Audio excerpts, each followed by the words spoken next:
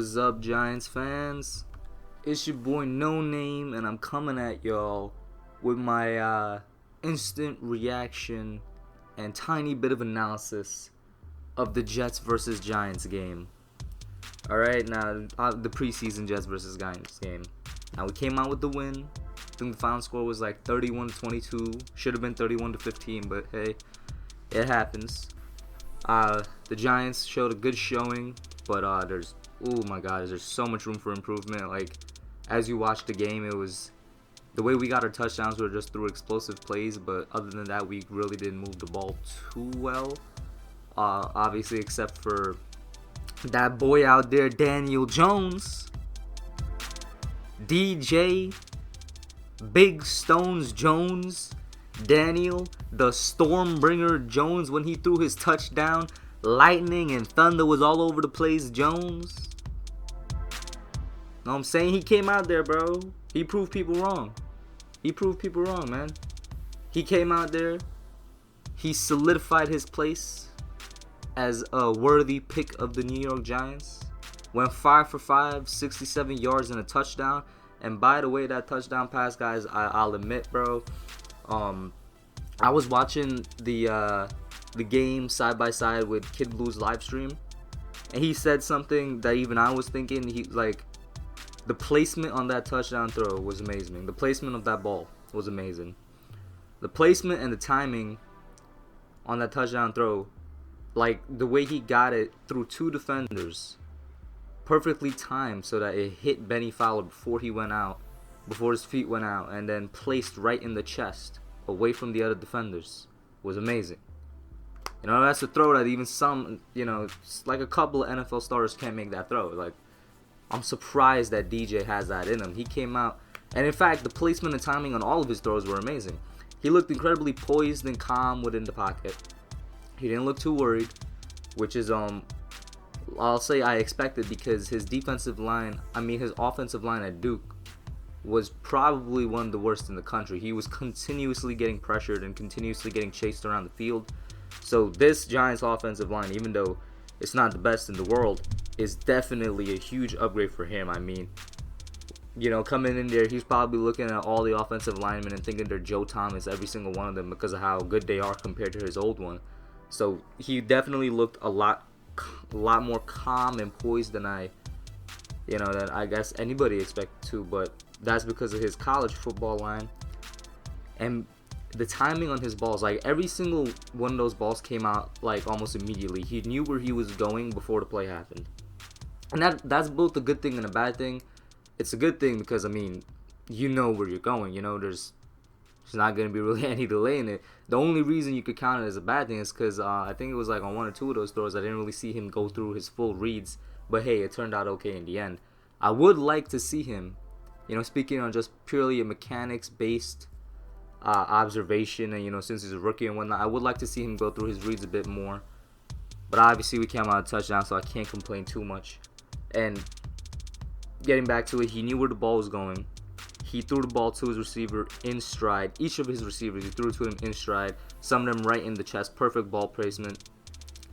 The ball came out with an absolute zip to it. I haven't seen any Giants quarterback since Eli in like 2013 or 14 or something throw a ball with that kind of zip to it. Like, it looked like bullet passes all the way. He was taking hits and sidestepping defenders. I'm pretty sure even on his very first throw he took a hit. He was like, I ain't got a problem with that. I'm used to that. Sidestepped him and then made the throw. His favorite receiver on that route seemed to be Benny Fowler. But my favorite throw was definitely that touchdown one. Like I said, it was amazing. An amazing throw, amazing placement. So that's what Daniel Jones showed us in his debut with 5 passes. He showed us calm, poise. He can move well in the pocket. He can throw the ball extremely well. He could throw the ball with great zip and great placement. He's really good with timing routes, apparently. And since Benny Fowler was a receiver he built a lot of chemistry with throughout the training camp, it would make sense that that was one of his favorite targets throughout this drive. And so he showed that once you built some type of chemistry with your receivers, I mean, he could get the ball to you, no worries. One thing I wished we kind of saw, but didn't come to fruition for a good reason, that is I wish we saw him use his legs a bit. Jones is a very athletic A very good quarterback on his legs. Had a couple like 50+ yard touchdowns from rushing in college. And it's a good thing we didn't see it because, and this is kind of where I'm going to transfer into, we need to calm our expectations for Jones. It's a good thing we didn't see it because Daniel was playing with the first team offensive line against the Jets' second team defense as a whole. So that is a big reason as to why he had a clean pocket for most of the drive, and they were getting pocket was getting a bit of a push to allow Gallman to run. If our first team offensive line was struggling against the Jets' second team defense, I would be beyond worried. But it wasn't. And so with that being said, I like to say we should definitely calm our expectations a bit because of the fact that he was kind of playing with, grown men against boys in a sense. Just in a sense, I'm not saying that, but your first team and your second team for a reason. So we should definitely calm our expectations a bit. That's the reason why he was so successful. Granted, I think if he went up against the first Jets defense, just by the calm he showed, just by how collected he was and just by how he knew he was going with each pass, I still think it would have been a successful drive. He probably would have went like 5 of 8 or something like that. And, it probably would have been a bit more rushing plays. But I still think he would have got in the end zone. But like I said, we definitely need to calm our expectations a bit because of that. And you could argue it's a preseason game and whatnot. I would agree with you, but I think the more important thing is who he was going up against. Now, when the first team Giants offense was going up against the first team Jets defense, you best believe I had my eye on it, even though it was only for 3 plays. I'm not sure if I should be worried because it was a 3 and out, and because we had an unsuccessful run, and because on a play action pass, Eli looked like he could have gone deep, but he instead decided to check it down. I'm not sure how I should feel about that. And this is once again is where the thing comes in. It's preseason. Maybe this was planned. Maybe Shermer wanted to be extremely vanilla with the first team offense because we do play the Jets later in the year, and maybe he wants to be extremely vanilla with the offense so that we did have 3 and out. Maybe it was planned because he was just like, I want you guys to get exposed a bit and then pull you out because nobody wants any type of injuries. Like, that could definitely be it. But for those like 3 or 4 plays, the first team offense and Eli Manning, they didn't look great. I'm just gonna come out and say it. They didn't look great. I would have liked to see them more, but it is what it is. You had the boos going in MetLife like immediately after. I'm like, all right, kind of expected with a New York crowd, kind of expected with a heavy Jets crowd too, but it is what it is.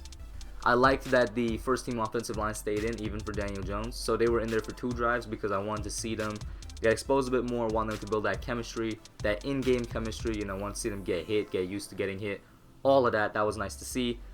The only bad play from the offensive line would have been Will Hernandez's holding on the first drive, I think it was, or whichever drive it was. Will Hernandez had a holding.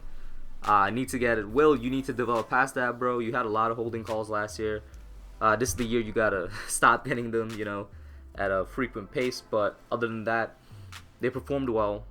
They performed well against a defense that definitely came out, at least in the first half of the game, playing more aggressive than I thought they would. In fact, the Jets as a whole in the first half were playing more aggressive than I thought they were. They weren't running vanilla schemes per se. It definitely looked like some planned out, actual route running and plays that you'd run in a normal NFL game. Not too complex because then you'd be giving some stuff away. But Adam Gase definitely came out aggressive. That's why I think when Sam Darnold on his first drive got that touchdown, our defense looked like kids, bro. And rightfully so. We had a lot of rookies on the field. There was some miscommunications in that first drive. A couple of missed coverages, which allowed for the touchdown. And in general, the Jets came out a bit more aggressive, and I think that definitely is the reason why Giants defense looked lost. But speaking of rookies, generally speaking, since it's their very, very first time on an NFL field, I'm happy with their performance. I'm happy to see that they made mistakes. Like I said, this is the playground for making all your mistakes and figuring it out. Julian Love played quite a bit of slot corner. I'm not sure if I saw him too much at free safety, but at first in the slot corner position, he wasn't that great. And I was like, maybe this is why they moved him over to free safety. But, as the game went on, he got better. Same thing for DeAndre Baker. As the game went on, he got better. He played great coverage, in my opinion. There was just that one defensive pass interference call on him where he got grabbed a Jets receiver's arm and before they even called it, I was like, that looks like defensive pass interference. Like, he was literally all over the guy's arm. But he definitely learned from it. Ryan Connolly, somebody that was all over the field when he got a chance to beat her, man. He's definitely a sleeper. Like, whenever he was on the field, obviously playing middle linebacker, he was leading the defense, and he looked good in it. He looked like a leader, you know. He was involved in as many plays as possible. Even if he wasn't directly responsible for stopping the offense or whatnot, he tried to be involved, and he generally made his presence known, was noticed by both the coaches and even the commentators themselves. So I'm happy to see Ryan Connolly's out here taking the chance and running with it.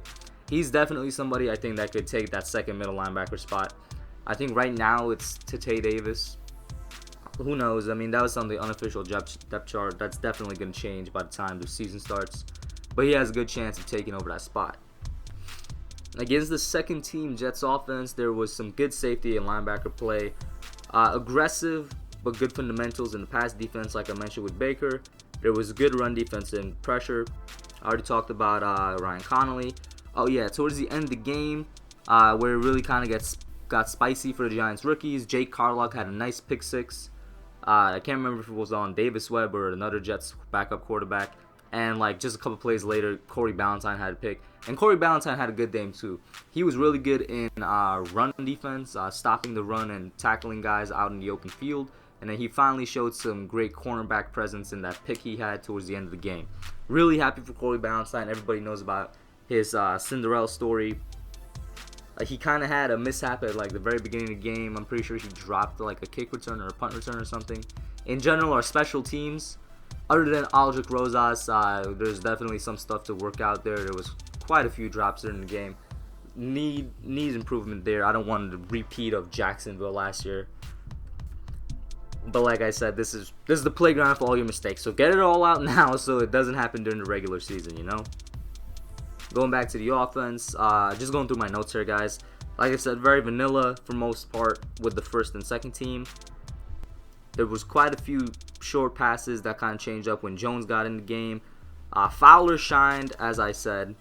I put my spotlight video out on him. If he plays like this with the first team offense, that being like with Eli and Shepard and Saquon and the guys, he definitely has a strong chance of making that third wide receiver spot.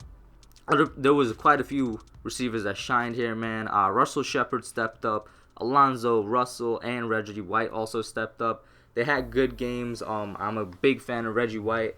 Alonzo Russell definitely used his body size. He was blowing coverages off when they were playing against that Jets. That was either the second or third team defense. But he was blowing the coverage off, man. Tanny at one point could have made a throw to him. He could have just floated the ball up there. And depending on how far Alonzo was, he was already behind the safeties. He could have ran it in for a touchdown. But instead, Tanny just ran out of bounds, made a safe play. And Alex Tanny in general, yo. Alex Tanny, listen, for a backup quarterback, he looked good. Especially when you compare it to Kyle Lauletta. And really, Lauletta only had one good pass on the game, and that was his touchdown throw to TJ Jones. That was his only good pass during the game. Other than that, he looked flustered. He looked worried. He looked like he knew that like he's going to get cut. And the fact that he's playing as a fourth-string quarterback is already a bad sign.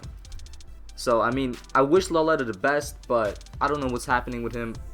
I already said it before, but if there's any quarterback that's going to get cut, it's going to be Lauletta and now Tanny. Because Tanny looked good. Tanny played well. Tanny delivered a couple of touchdown throws, and he made some safe plays when he needed to. Tanny just played like a good quarterback, man. Other people that play good, Elijah Penny, our fullback, and also like fourth-string running back. But we have him there because he's a good fullback. He played well. The offensive line with Tanny played well. And unfortunately, Paul Perkins didn't have the best game. He's another guy that's definitely fighting for his spot on the roster. I'm not going to say, because with Perkins and Lauletta, it's two different situations. But I'm not going to say that he looked like he was going to get cut. He had a bad game. He was getting his run stuffed quite a lot. In the passing game, I'm pretty sure he caught a ball and then fumbled. So, in general, Paul Perkins, you're going to want to improve if you're fighting for your roster spot. Do I think he's going to make the team at the end of the day? Not really.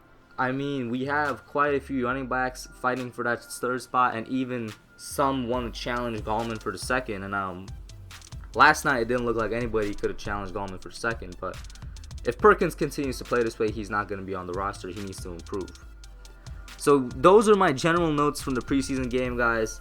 Like I said, there's room for so much improvement on this team.